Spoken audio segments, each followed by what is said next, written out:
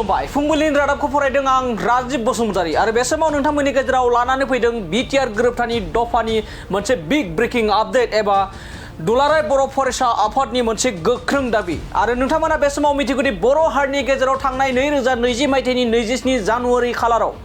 बर' हारिनि गेजेराव मोनसे जारिमिनारि गोरोबथा जायो आरो बे जारिमिनारि गोरोबथायानो जाहैबाय बिटिआर गोजोन गोरोबथा आरो बे बिटिआर गोजोन गोरोबथाखौ दुलाराय बर' फरायसा आफादजों एनडिबिनि गासै मोनब्रै फेक्सना जथायै बे गोरोबथाखौ खालामनाय जादोंमोन आरो बे गोरोबथायाव गोबां मानि दफा दङ आरो माखासे दफाखौ मावफुंजाबाय आरो माखासे दफाया मावफुंजानो आद्रा दंबावो आरो बेखौ लानानैनो दुलाराय बर' फरायसा आफादनिफ्राय एबा दुलाराय बर' फरायसा आफादनि आफादा मोनसे गोख्रों दाबि दैखांदों आरो बे दाबियानो जाहैबाय जेरैखि जाया 2025 मायथाइनि गेजेरावनो एबा फैगौ 2025 मायथाइनि गेजेरावनो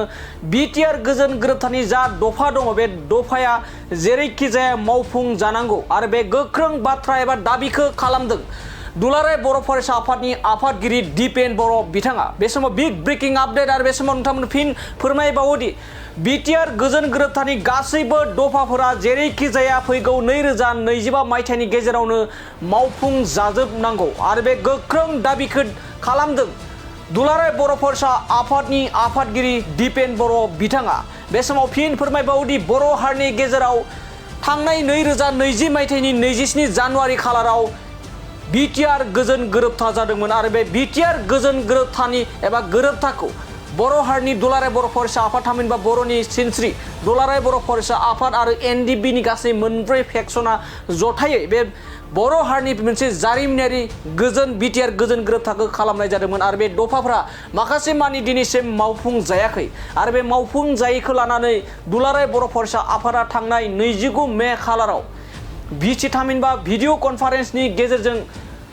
रायजो सरकार आरो बिटिआर सागानगिरि बिटिआरनि साफ्रोमबो सागानगिरि बिथांमोना भिडिअ कनफारेन्सनि गेजेरजों सावरायलायो होननानै बे समाव मिथिनो मोननाय जादों लोगोसे आरोबाव दुलाराय बर' फरायसा आफादजों लोगोसे साफ्रोमबो सागानगिरि बिथांमोना दिल्ली फारसे रावना होनानै दिल्लीनि नर्थ ब्लकआव दिल्ली सरकारनि एबा भारत सरकारनि गोजौ थाखोनि अफिसारफोरजों बिटिआरनि गासैबो दफाफोरखौ मावफुंनांगौनि दाबि खालामहैनायखौ बे समाव मिन्थिना मोननाय जादों मोनसे बिग ब्रेकिं आपडेट आरो गोख्रों दाबि थांनाय 29 मे खालाराव भिडिअ कनफारेन्सनि गेजेरजों रायजो सरकार आरो बिटिआर सरकार लोगोसे सागानगिरि बिथांमोना जयै बिटिआरनि जा दफा बेखौ मावफुंनांगौनि सावरायलायनाय जाना थांबाय लोगोसे थांनाय 30 मे खालारावबो फिन आरोबाव दिल्लीयाव एबा दिल्ली फारसे रावना होनानै बिटिआरनि जा दफा बेखौ मावफुंनांगौ एबा फैगौ 2025 मायथाइनि गेजेरावनो एनिहाव जेरैखि जाया मावफुंजोबथारनांगौनि गोख्रों दाबि खालामदों दुलाराय बर' फरायसा आफादनि आफादगिरि दिपेन बर' बिथाङा बे समाव नोंथांमोना मिथिगौदि गोबां दफाफोरा मैया दाखालिसो फोसावजादों जे रायजो सरकारनिफ्राय 6.3 क्लजनि गेजेरजों बर' बिजोंनि फरायसालिफोरा सरकारि जानांगौ बेखौ गोबां दाबि खालामबोदोंमोन दुलाराय बर' फरायसा आफादजों लोगोसे सागानगिरिजों लोगोसे गोबां बर'नि माहारियारि आफादफोरा थिग बेबायदिनो रायजो सरकारा बे समाव फोसावनाय बायदिब्ला एबा फोरमायनाय बायदिब्ला एबा सोलोंथाइ बिफाननि गोजौ थाखोनि अफिसारफोरा फोसावनाय बायदिब्ला थाबैनो थामहिनबा मडेल कड अफ कन्डक्ट जोबनायनि उनावनो बर' फरायसालिफोरखौ बिटिआरनि दफा बायदि 6.3 क्लजनि बायदियै थाबैनो सरकारि महर होनाय जासिगोनखौ बे समाव मिथिनो मोननाय जादों फिन फोरमायबावदि दुलाराय बर' फरायसा आफादनि आफादगिरि दिपेन बर' बिथाङा गोख्रों दाबि खालामदों जेरैखि जाया बिटिआरनि दफाफोरा जाखिनि आद्रा दङ बेयो फैगौ 2025 मायथाइनि गेजेराव जेरैखि जाया मावफुं जानांगौ होननानै दाबि दैखांदों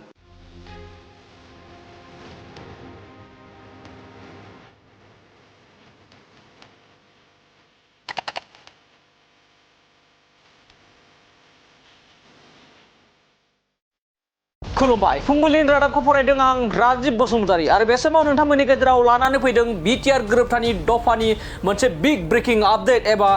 दुलाराय बर' फरायसा आफादनि मोनसे गोख्रों दाबि आरो नोंथांमोना बे समाव मिथिगौदि बर' हारिनि गेजेराव थांनाय 2020 मायथाइनि 27 जानुवारि खालाराव बर' हारिनि गेजेराव मोनसे जारिमिनारि गोरोबथा जायो आरो बे जारिमिनारि गोरोबथायानो जाहैबाय बिटिआर गोजोन गोरोबथा आरो बे बिटिआर गोजोन गोरोबथाखौ दुलाराय बर' फरायसा आफादजों एनडिबिनि गासै मोनब्रै फेक्सना जथायै बे गोरोबथाखौ खालामनाय जादोंमोन आरो बे गोरोबथायाव गोबां मानि दफा दङ आरो माखासे दफाखौ मावफुंजाबाय आरो माखासे दफाया मावफुंजानो आद्रा दंबावो आरो बेखौ लानानैनो दुलाराय बर' फरायसा आफादनिफ्राय एबा दुलाराय बर' फरायसा आफादनि आफादा मोनसे गोख्रों दाबि दैखांदों आरो बे दाबियानो जाहैबाय जेरैखि जाया 2025 मायथाइनि गेजेरावनो एबा फैगौ 2025 मायथाइनि गेजेरावनो बिटिआर गोजोन गोरोबथानि जा दफा दङ बे दफाया जेरैखि जाया मावफुं जानांगौ आरो बे गोख्रों बाथ्रा एबा दाबिखौ खालामदों दुलाराय बर' फरायसा आफादनि आफादगिरि दिपेन बर' बिथाङा बे समाव बिग ब्रेकिं आपडेट आरो बे समाव नोंथांमोन फिन फोरमायबावोदि बिटिआर गोजोन गोरोबथानि गासैबो दफाफोरा जेरैखि जाया फैगौ 2025 मायथाइनि गेजेरावनो मावफुं जाजोबनांगौ आरो बे गोख्रों दाबिखौ खालामदों दुलाराय बर' फरायसा आफादनि आफादगिरि दिपेन बर' बिथाङा बे समाव फिन फोरमायबावोदि बर' हारिनि गेजेराव थांनाय 2020 मायथाइनि 27 जानुवारि खालाराव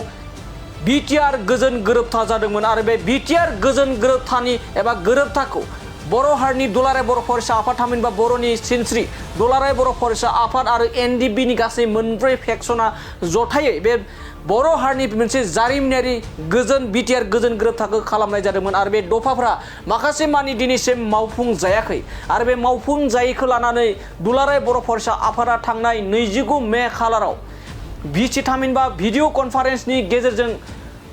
रायजो सरकार आरो बिटिआर सागानगिरि बिटिआरनि साफ्रोमबो सागानगिरि बिथांमोना भिडिअ कनफारेन्सनि गेजेरजों सावरायलायो होननानै बे समाव मिथिनो मोननाय जादों लोगोसे आरोबाव दुलाराय बर' फरायसा आफादजों लोगोसे साफ्रोमबो सागानगिरि बिथांमोना दिल्ली फारसे रावना होनानै दिल्लीनि नर्थ ब्लकआव दिल्ली सरकारनि एबा भारत सरकारनि गोजौ थाखोनि अफिसारफोरजों बिटिआरनि गासैबो दफाफोरखौ मावफुंनांगौनि दाबि खालामहैनायखौ बे समाव मिन्थिना मोननाय जादों मोनसे बिग ब्रेकिं आपडेट आरो गोख्रों दाबि थांनाय 29 मे खालाराव भिडिअ कनफारेन्सनि गेजेरजों रायजो सरकार आरो बिटिआर सरकार लोगोसे सागानगिरि बिथांमोना जयै बिटिआरनि जा दफा बेखौ मावफुंनांगौनि सावरायलायनाय जाना थांबाय लोगोसे थांनाय 30 मे खालारावबो फिन आरोबाव दिल्लीयाव एबा दिल्ली फारसे रावना होनानै बिटिआरनि जा दफा बेखौ मावफुंनांगौ एबा फैगौ 2025 मायथाइनि गेजेरावनो एनिहाव जेरैखि जाया मावफुंजोबथारनांगौनि गोख्रों दाबि खालामदों दुलाराय बर' फरायसा आफादनि आफादगिरि दिपेन बर' बिथाङा बे समाव नोंथांमोना मिथिगौदि गोबां दफाफोरा मैया दाखालिसो फोसावजादों जि रायजो सरकारनिफ्राय 6.3 क्लजनि गेजेरजों बर' बिजोंनि फरायसालिफोरा सरकारि जानांगौ बेखौ गोबां दाबि खालामबोदोंमोन दुलाराय बर' फरायसा आफादजों लोगोसे सागानगिरिजों लोगोसे गोबां बर'नि माहारियारि आफादफोरा थिग बेबायदिनो रायजो सरकारा बे समाव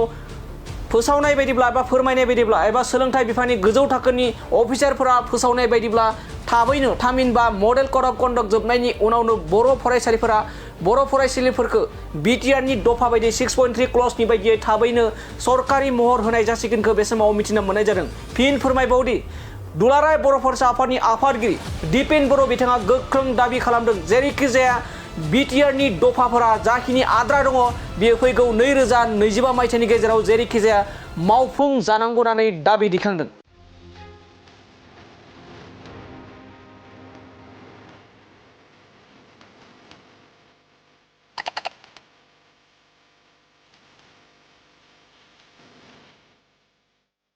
खुलुमबाय फुंबिलिनि रादाबखौ फरायदों आं राजिब बसुमतारी आरो बे समाव नोंथांमोननि गेजेराव लानानै फैदों बिटिआर गोरोबथानि दफानि मोनसे बिग ब्रेकिं आपडेट एबा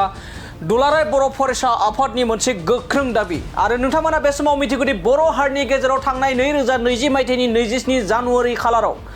बर' हारिनि गेजेराव मोनसे जारिमिनारि गोरोबथा जायो आरो बे जारिमिनारि गोरोबथायानो जाहैबाय बिटिआर गोजोन गोरोबथा आरो बे बिटिआर गोजोन गोरोबथाखौ दुलाराय बर' फरायसा आफादजों एनडिबिनि गासै मोनब्रै फेक्सना जथायै बे गोरोबथाखौ खालामनाय जादोंमोन आरो बे गोरोबथायाव गोबां मानि दफा दङ आरो माखासे दफाखौ मावफुंजाबाय आरो माखासे दफाया मावफुंजानो आद्रा दंबावो आरो बेखौ लानानैनो दुलाराय बर' फरायसा आफादनिफ्राय एबा दुलाराय बर' फरायसा आफादनि जा आफादा मोनसे गोख्रों दाबि दैखांदों आरो बे दाबियानो जाहैबाय जेरैखि जाया 2025 मायथाइनि गेजेरावनो एबा फैगौ 2025 मायथाइनि गेजेरावनो बिटिआर गोजोन गोरोबथानि जा दफा दङ बे दफाया जेरैखि जाया मावफुं जानांगौ आरो बे गोख्रों बाथ्रा एबा दाबिखौ खालामदों दुलाराय बर' फरायसा आफादनि आफादगिरि दिपेन बर' बिथाङा बे समाव बिग ब्रेकिं आपडेट आरो बे समाव नोंथांमोन फिन फोरमायबावोदि बिटिआर गोजोन गोरोबथानि गासैबो दफाफोरा जेरैखि जाया फैगौ 2025 मायथाइनि गेजेरावनो मावफुं जाजोबनांगौ आरो बे गोख्रों दाबिखौ खालामदों दुलाराय बर' फरायसा आफादनि आफादगिरि दिपेन बर' बिथाङा बे समाव फिन फोरमायबावोदि बर' हारिनि गेजेराव थांनाय 2020 मायथाइनि 27 जानुवारि खालाराव बिटिआर गोजोन गोरोबथा जादोंमोन आरो बे बिटिआर गोजोन गोरोबथानि एबा गोरोबथाखौ बर' हारिनि दुलाराय बर' फरायसा आफाद थामहिनबा बर'नि सिनस्रि दुलाराय बर' फरायसा आफाद आरो एनडिबिनि गासै मोनब्रै फेक्सना जथायै बे बर' हारिनि मोनसे जारिमिनारि गोजोन बिटिआर गोजोन गोरोबथाखौ खालामनाय जादोंमोन आरो बे दफाफोरा माखासे मानि दिनैसिम मावफुं जायाखै आरो बे मावफुं जायैखौ लानानै दुलाराय बर' फरायसा आफादा थांनाय 29 मे खालाराव थामहिनबा भिडिअ कनफारेन्सनि गेजेरजों रायजो सरकार आरो बिटिआर सागानगिरि बिटिआरनि साफ्रोमबो सागानगिरि बिथांमोना भिडिअ कनफारेन्सनि गेजेरजों सावरायलायो होननानै बे समाव मिथिनो मोननाय जादों लोगोसे आरोबाव दुलाराय बर' फरायसा आफादजों लोगोसे साफ्रोमबो सागानगिरि बिथांमोना दिल्ली फारसे रावना होनानै दिल्लीनि नर्थ ब्लकआव दिल्ली सरकारनि एबा भारत सरकारनि गोजौ थाखोनि अफिसारफोरजों बिटिआरनि गासैबो दफाफोरखौ मावफुंनांगौनि दाबि खालामहैनायखौ बे समाव मिन्थिना मोननाय जादों मोनसे बिग ब्रेकिं आपडेट आरो गोख्रों दाबि थांनाय 29 मे खालाराव भिडिअ कनफारेन्सनि गेजेरजों रायजो सरकार आरो बिटिआर सरकार लोगोसे सागानगिरि बिथांमोना जयै बिटिआरनि जा दफा बेखौ मावफुंनांगौनि सावरायलायनाय जाना थांबाय लोगोसे थांनाय 30 मे खालारावबो फिन आरोबाव दिल्लीयाव एबा दिल्ली फारसे रावना होनानै बिटिआरनि जा दफा बेखौ मावफुंनांगौ एबा फैगौ 2025 मायथाइनि गेजेरावनो एनिहाव जेरैखि जाया मावफुंजोबथारनांगौनि गोख्रों दाबि खालामदों दुलाराय बर' फरायसा आफादनि आफादगिरि दिपेन बर' बिथाङा बे समाव नोंथांमोना मिथिगौदि गोबां दफाफोरा मैया दाखालिसो फोसावजादों जि रायजो सरकारनिफ्राय 6.3 क्लजनि गेजेरजों बर' बिजोंनि फरायसालिफोरा सरकारि जानांगौ बेखौ गोबां दाबि खालामबोदोंमोन दुलाराय बर' फरायसा आफादजों लोगोसे सागानगिरिजों लोगोसे गोबां बर'नि माहारियारि आफादफोरा थिग बेबायदिनो रायजो सरकारा बे समाव फोसावनाय बायदिब्ला एबा फोरमायनाय बायदिब्ला एबा सोलोंथाइ बिफाननि गोजौ थाखोनि अफिसारफोरा फोसावनाय बायदिब्ला थाबैनो थामहिनबा मडेल कड अफ कन्डक्ट जोबनायनि उनावनो बर' फरायसालिफोरखौ बिटिआरनि दफा बायदि 6.3 क्लजनि बायदियै थाबैनो सरकारि महर होनाय जासिगोनखौ बे समाव मिथिना मोननाय जादों फिन फोरमायबावदि दुलाराय बर' फरायसा आफादनि आफादगिरि दिपेन बर' बिथाङा गोख्रों दाबि खालामदों जेरैखि जाया